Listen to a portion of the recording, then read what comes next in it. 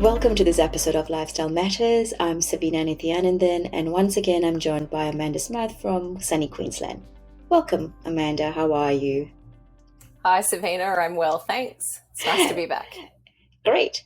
So today I thought we might talk a little bit more, explore a bit more about how food affects our mood. I guess that's your area of expertise. That's the program you've developed, which is a 12-week program. And I thought it'll be great to just pick your brain a little bit about that. Sure. So I guess this is still a really evolving area. We don't actually know all the mechanisms yet by which food does affect our mood, but there's certainly lots of different mechanisms that we are exploring. So I guess one of the mechanisms that we've understood for a while now is the gut-brain axis, which is this bidirectional axis between our gut and our brain via the vagus nerve.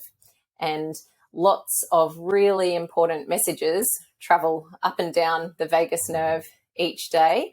And the information that's traveling on this highway is gained from the food that we're eating. So when we are eating that diet that we know is beneficial for our mental health, that's really high in fiber and our omega-3s, polyphenols, antioxidants, then our body's receiving this information and it has a positive impact on our mood.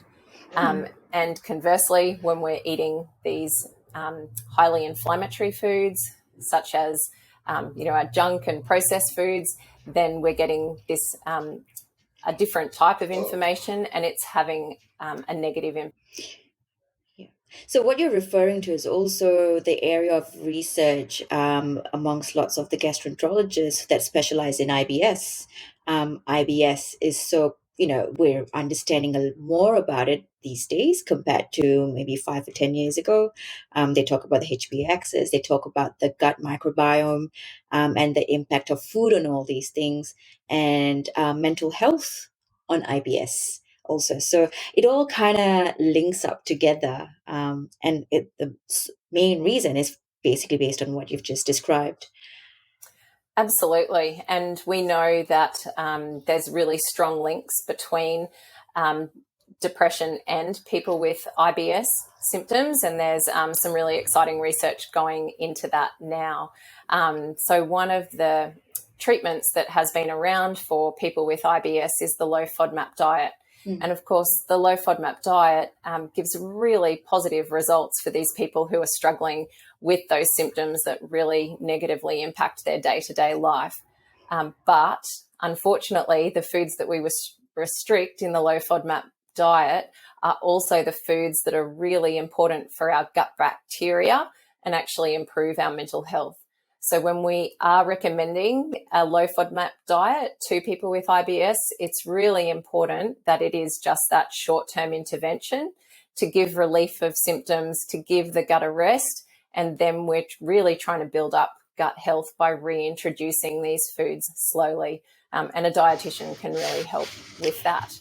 Yeah, and that's an interesting thing. Like, when you sometimes advise patients about the low FODMAP diet, you talk about how restrictive the diet is, and that usually just turns people away. But when you actually tell them it's actually a short-term diet to follow, and then you're slowly reintroducing things back, it becomes a bit more acceptable. But not many actually are aware of it. And it's interesting, the other view that you had just now about how it is actually important for your gut microbiome and things. Um, to not have a low FODMAP diet all the time is actually another interesting viewpoint. Absolutely.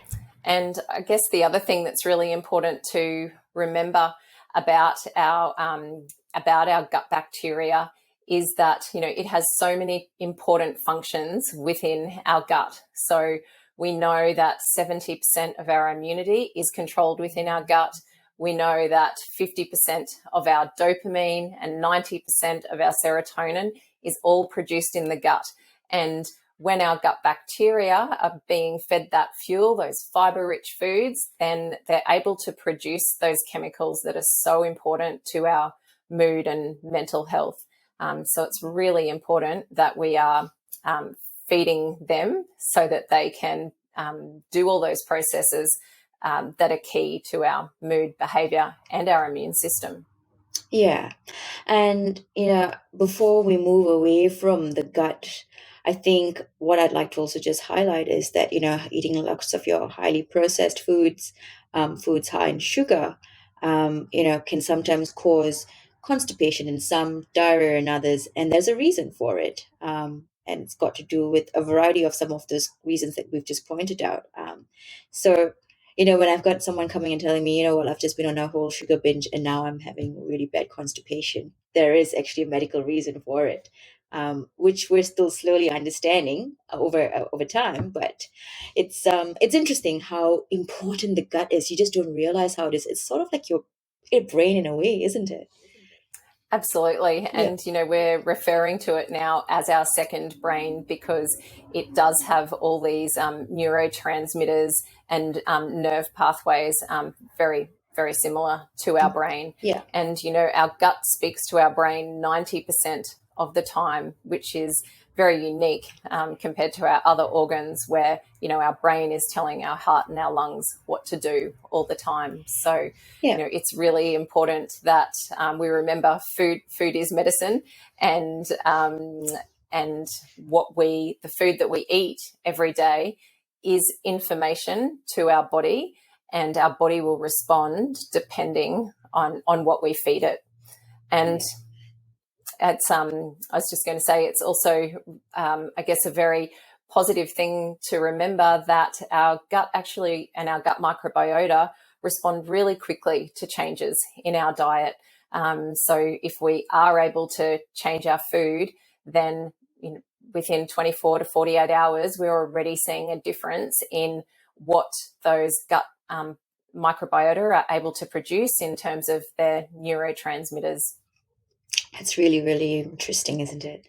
So, I mean, we're talking about food intake and things. So, as a dietitian, what would you sort of suggest to someone who comes to see you with mental health issues, and what would you sort of suggest to them?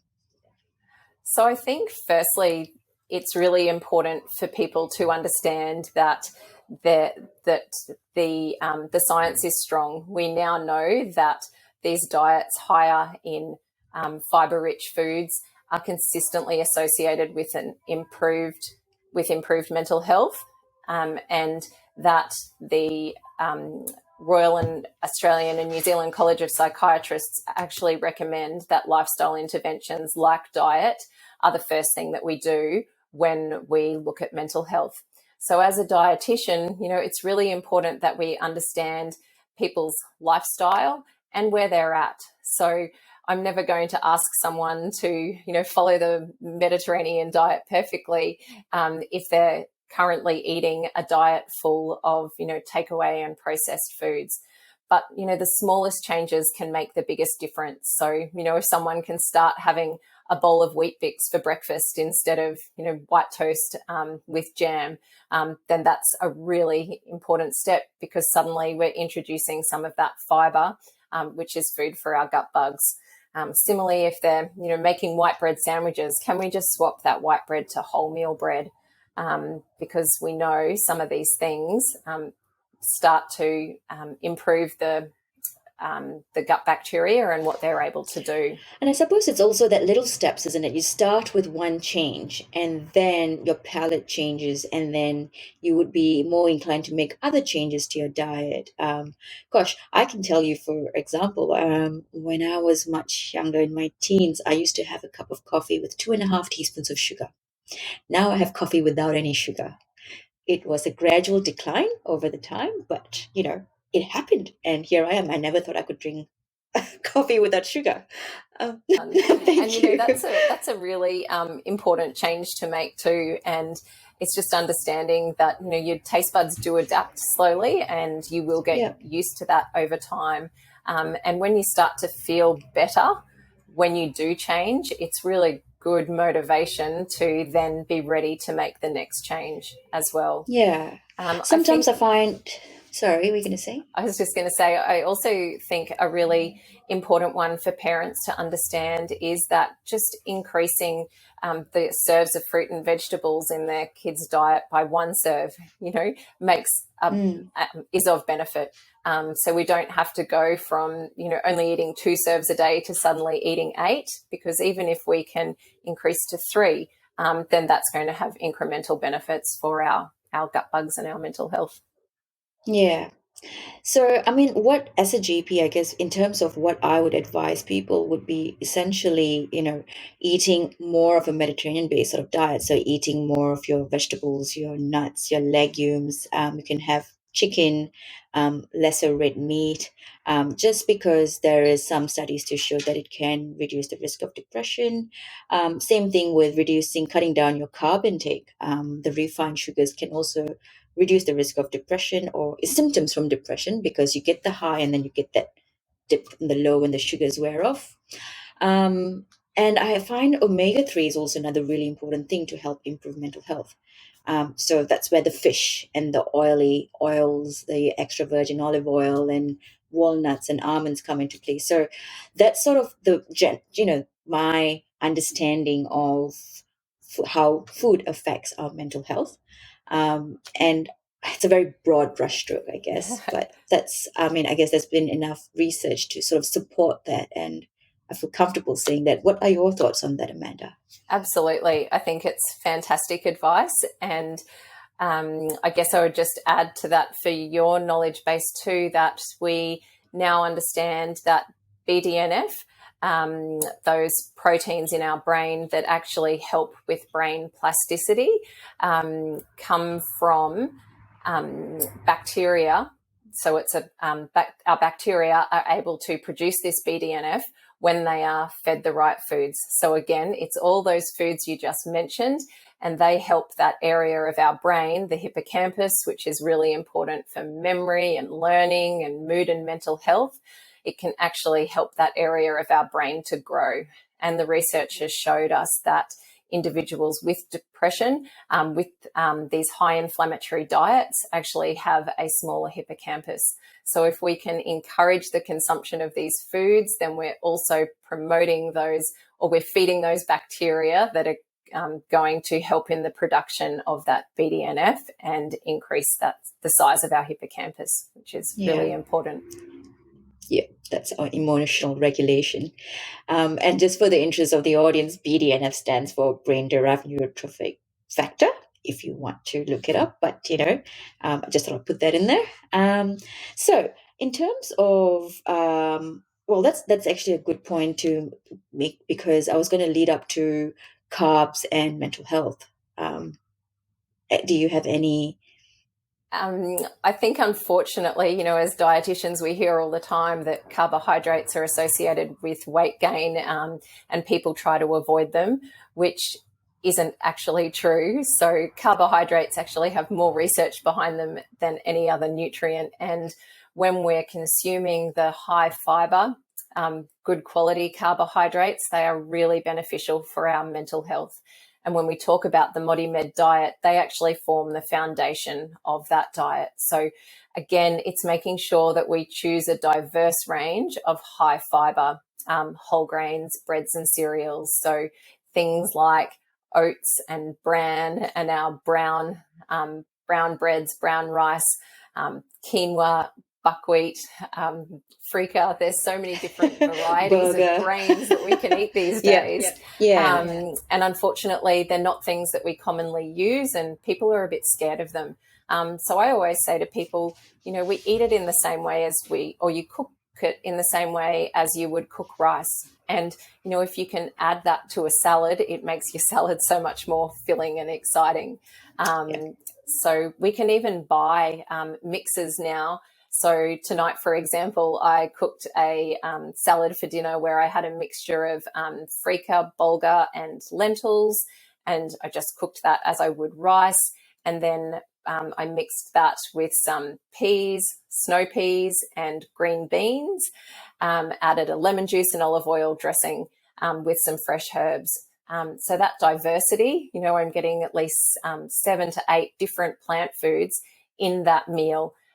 and then we just had that with a piece of salmon. So, it's just knowing little ways to increase the variety of our diet, because we know that is one of the most important things for feeding all the different bacteria that live in our gut and have all these different jobs. Amanda, your dinner sounds almost similar to mine, except it didn't have that many grains. Oh, well, it had burger and capsicum and carrots into it, Beautiful. Well done. and a baked cod. Oh, yum. Yeah, Delicious. We're on the with same page. tomatoes and zucchini. So quite similar by the sounds Fantastic. of it. We didn't make any Absolutely. plans, did we? No. um, yeah, so I guess moving on, in terms of what are your thoughts on alcohol and caffeine, given that's part of diet? So again, we know that both of these things, or that alcohol is inflammatory, Yep. and following the alcohol guidelines is always important. Yeah. But when it comes to mental health, we also know that red wine is a rich source of polyphenols, which help to reduce oxidative stress in our body, and help reduce inflammation. And it's actually the same for caffeine. Caffeine is a rich source of these polyphenols, which have an antioxidant effect, and help to reduce inflammation. So as dietitians, we recommend that people don't have more than 300 milligrams of coffee per day, or caffeine per day, which would be equivalent to 4 teaspoons of coffee, or 2 double shots of coffee. And again, we also need to be careful that we're having caffeine before midday, because we know that poor sleep is one of the biggest factors to affect our mental health as well. And it's the same with alcohol as well. It's going to have a negative impact on our sleep if we're drinking in excess as well. So, a small glass of red wine would be our recommendation if you're already having it, not introducing it if you're not If you're already not a having it. drinker, no one's asking anyone to be a drinker, No. basically. Yeah, yeah. There's plenty of other parts of our diet where we can get those antioxidants in. Yeah, yeah. So one point I suppose to make is alcohol. We know it is a depressant in the end. So it can lower your mood. It may make you feel better for a while, but then once it wears off, it can actually make you more depressed. And so it increases over long-term use. It actually increases the risk of depression and anxiety.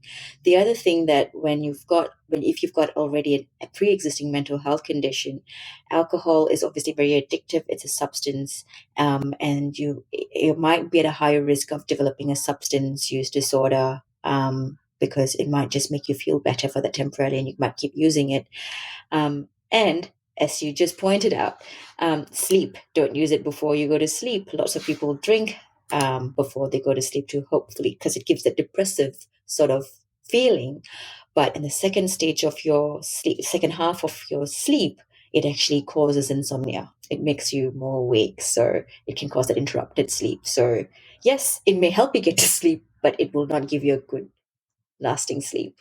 Absolutely. And it's the same with caffeine too. Often people will say to me, I can have a coffee at 3 o'clock or 4 o'clock in the afternoon and still fall asleep with no problem. And that might be true, but the problem is that the quality of your sleep is affected, which has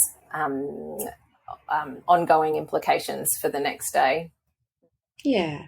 And we've also got to be mindful, especially if you're on prescribed medications, these substances can also interact with medications and make them less effective, or make them, make them less effective. I guess is usually the most common side effect of it. So it's just another thing to Absolutely. think about. And hydration, I think fluids, water. Do you have any Absolutely. 2 cents Water all to the weigh in on that way. one? And water's really important too, because often we think we're hungry and we're overeating when we're actually thirsty. So hydrating with water above everything else. Even our fruit juices are a big sugar load to have on our body. So avoiding fruit juices unless they're freshly made yourself and include the fiber from the whole piece of fruit is best. And otherwise limiting it to 125 mils or half a cup. But ideally, water all the way. Yeah, yeah. And I suppose the thing with water is also is it is what to make it is what's needed to make the hormones, the chemicals, the neurotransmitters, your serotonin, your noradrenaline, all these hormones that are important in, your mental health.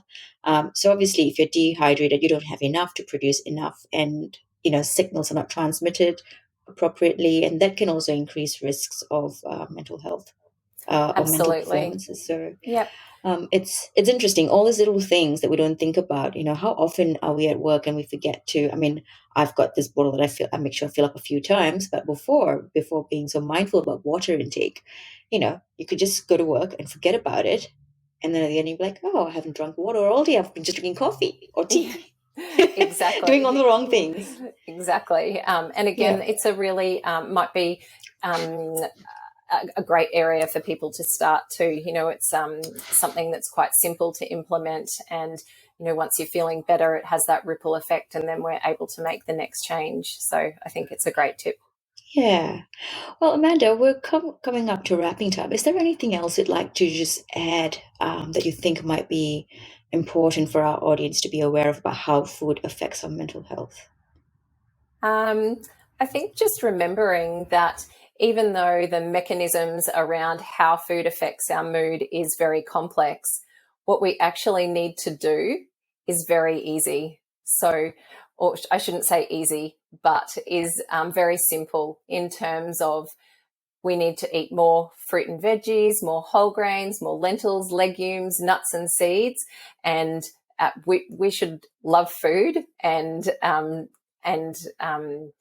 I guess think of it in a positive way and look for ways to enjoy food with family and friends, and that's going to have a really important impact on our mood and mental health.